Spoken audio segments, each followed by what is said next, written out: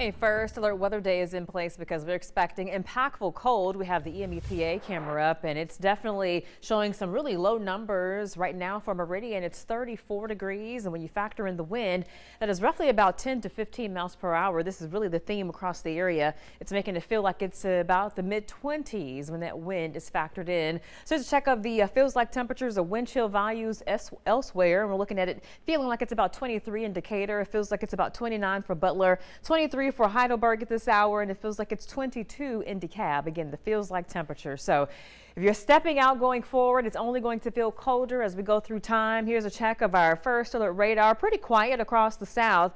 There are definitely some snow squalls for our friends across the Midwest and north and east. But for us, we're behind that cold front and we're tapping into this northwest wind. We do have relatively breezy conditions, but as high pressure gradually kind of sits over us by tomorrow evening, the winds will relax. But until then, we're going to have that little bit of a breeze, and that's just going to add an extra bite to the air. So again, very cold weather is on deck as we head into our Tuesday morning. So overnight, we're expecting temperatures, actual temps to fall into the widespread 20s, 26 for a low in Newton. We'll go 28 for the metro of Meridian. The same for Butler, and we'll go with about 25 for DeKalb. When you factor in the wind, here's the forecast estimate of what it could feel like.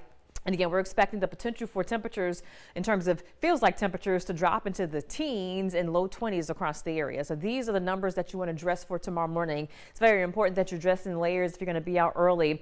As far as the highs, though, well, temperatures will try to reach around the mid to upper 40s. This is well below the average, though, by roughly 10 to 15 degrees. But at least we'll have a lot of sunshine. We're only aiming for a high of about 47 in Meridian and roughly about 45 for Forest. But again, the slightest wind will make it feel even colder. And we're going to take a look at the kind of walkthrough through your Wednesday or into your Wednesday morning from your Tuesday afternoon, and gradually working our way through our Tuesday, heading into our Wednesday morning. Those temperatures fall off rather quickly under that clear sky as high pressure sits in. Now the winds at that time are going to be relatively calm to about 5 miles per hour. So we're expecting our temperatures by Wednesday morning, actual temps to fall into the mid 20s. And with the wind, that's the pink. In terms of the wind chill values, we could have wind chills kind of flirting with 20. So we're going to have another cold kickoff. We're talking Wednesday morning. Again, that's New Year's Eve morning, very cold. By the afternoon is going to be a nice bounce back. This is New Year's Eve afternoon, flirting with 60, and that's seasonable where we should be this time of year. Now, as far as preparing for your New Year's Eve activities, make sure you dress warmly because by midnight,